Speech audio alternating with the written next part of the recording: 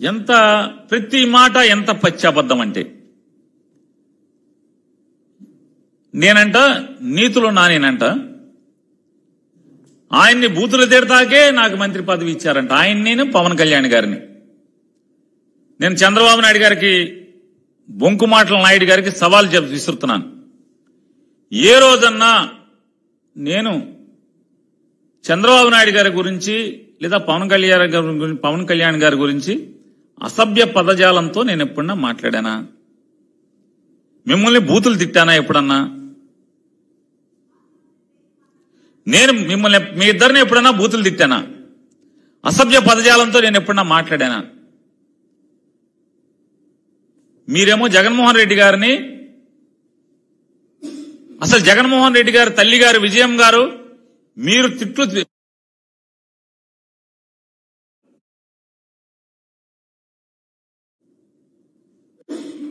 పచ్చిగా మాట్లాడతారు. మీరు ఎంత మాట పడితే అంత మాట మాట్లాడతారు జగన్మోహన్ రెడ్డి గారిని. జగన్మోహన్ రెడ్డి గారి పార్టీ జెండా మోసేవాడిగా ఆ పార్టీ శాసనసభ్యుడిగా తన సహచర మంత్రిగా మీకు కౌంటర్ చేయకూడదు, మిమ్మల్ని ఎదురు ప్రశ్నించకూడదు, మీకు నీతులు చెప్పకూడదు. ఎందుకయ్యా పొలంలో మర్రి చెట్టుకి తాడి చెట్టుకి వయసు వస్తుంది, కనీసం 10 మందికి ఎవడికోడికి ఏదో ఒకటి ఉపయోగపడుతుంది మనుషులకి. కనీసం ఇంత వయసు వచ్చి ఈ రకంగా మాట్లాడటం కరెక్టేనా అని మిమ్మల్ని ప్రశ్నిస్తే నేను నీతులు నానిని మిమ్మల్ని ఏం బూతులు మాట్లాడతాను.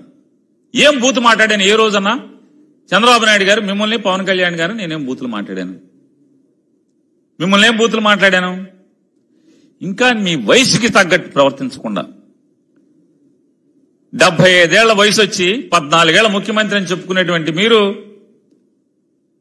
ఎంత కిరాతకంగా నా కుమారుడు పేర్ని కృష్ణమూర్తిని మీరు ఎంత దిగజారి మాట్లాడుతున్నారు. నా కొడుకు గంజాయి అమ్ముతాడా? ఎంతకన్నా ఎందుకు వయసు నేనది? ఈ వయసు ఆ వయసు ఒంటి మీద వయసుకి తగ్గ మాట్లాయి మరి ప్రజాసేవ చేయాలనేటువంటి ఆకాంక్షతో, బలమైన ఆకాంక్షతో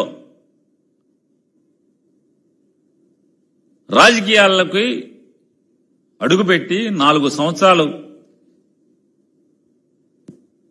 నీ కొల్లు రవీంద్ర లేదా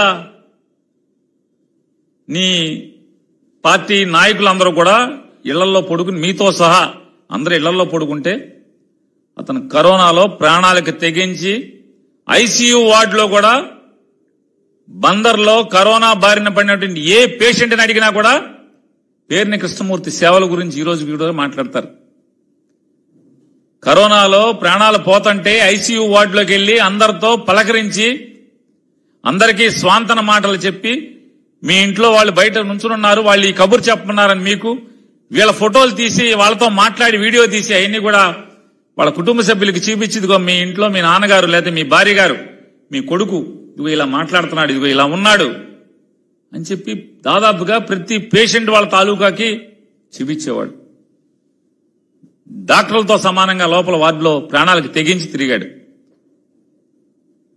బెడ్లు కావాలంటే బెడ్లు అందించడం, ఎప్పుడు 24 గంటలు అదే పనిలో ఉంటే నూనూకు మేసాలటువంటి నవ యువకుడు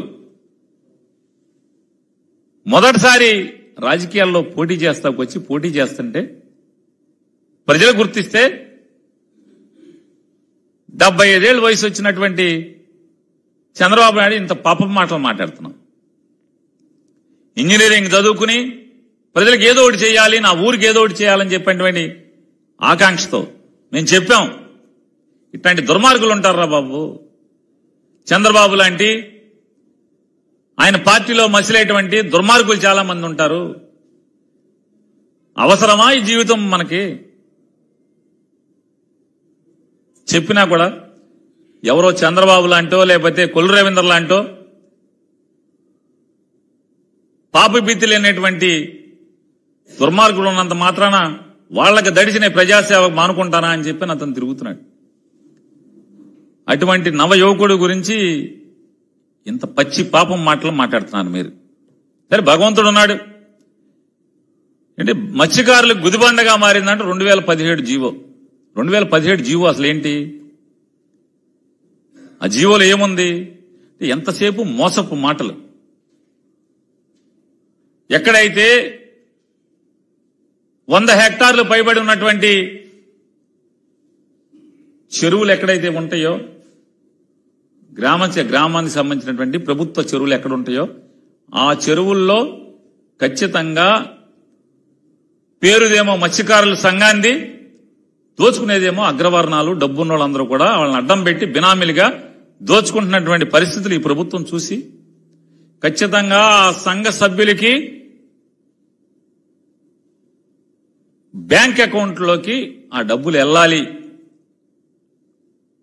అనేటువంటి జీవో తెస్తే దాన్ని తప్పుగా చిత్రీకరించడం. మీ గుండెల మీద చేసుకు చెప్పండి, ఈ జీవో ఏం తప్పు ఉందో. ఊరికే 2017 జీవో అంటుంది అంతే. ఆ జీవోలో ఏంటి? జీవో సారాంశం ఏంటి? ఇటువంటి పాప మాటలు, బురదేసి విషపు మాటలు ఆయన మాట్లాడతాడు. దేశానికి ఎందరో మహనీయులను అందించినటువంటి గడ్డ కృష్ణా జిల్లా. ఇప్పుడు కొత్తగా గుర్తుకొచ్చింది కృష్ణా జిల్లా ఎందరో మహనీయులను అందించింది. జాతీయ జెండా రూపశిల్పి పింగళి వెంకయ్య ఈ గడ్డపైనే పుట్టాడు. మొట్టమొదటి జాతీయ జెండా ఎగిరింది ఇక్కడే.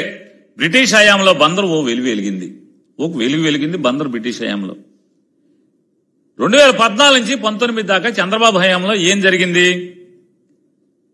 ఒక్క అధికారి, జిల్లా కలెక్టర్తో సహా ఒక్క అధికారి కూడా బందర్లో ఉండేవాడు కాదు. మొత్తం అందరూ బెజవాడలో ఉండేవాళ్ళు. ఆఖరికి ఆగస్టు 15, జనవరి 26 జాతీయ జెండా కూడా కలెక్టర్ వచ్చి ఎగరేసేవాడు కాదు. డిఆర్ఓతో ఎగరేయించేవాళ్ళు. జిల్లా అధికారులందరూ కూడా బెజవాడలో కాపురం ఉండేవాళ్ళు. వారం సోమవారం ఒక్కరోజు అది కూడా వాళ్ళకు బుద్ధి పుడితే గ్రీవెన్స్కి వచ్చి కాసేపు గంట కూర్చుని వెళ్ళిపోయేటువంటి పరిస్థితులు. అది కూడా కలెక్టర్ ఎక్కువ రోజులు వచ్చేవాడు కాదు. జాయింట్ కలెక్టర్నో డిఆర్ఓనో కూర్చోబెట్టేవాళ్ళు. వారం సోమవారం ఒక్కరోజే కాస్తో కోస్తో ఆ గ్రీవెన్స్ పేరుతో ఒక గంట సేపు అధికారులు కూర్చుని వెళ్ళిపోయేవాళ్ళు. ఇది చంద్రబాబు నాయుడు ఏలుబడిలో బందరకు ఉన్నటువంటి దుస్థితి. ఇవాళ ఈయన వచ్చి అసలు మామూలుగా ఈయన ఇప్పుడే రాజకీయాల్లోకి వచ్చినట్టు చంద్రబాబు నాయుడు గారు. ఈయన ఇంత క్రితం ఎప్పుడు ముఖ్యమంత్రి చేయనట్టు ఇప్పుడే వచ్చి నన్ను ముఖ్యమంత్రి చేయండి అని మొదటిసారి ఓట్లు అడుక్కున్నట్టుగా బిల్డప్ ఇస్తున్నాడు ఈ బిల్డప్ బాబాయ్. ఇవాళ బందర్కి మళ్ళీ వెలుగేలా వచ్చింది? 2022 సంవత్సరం మార్చి మాసంలో ఈ రాష్ట్ర ముఖ్యమంత్రి, వైఎస్ఆర్ కాంగ్రెస్ పార్టీ అధ్యక్షుడు జగన్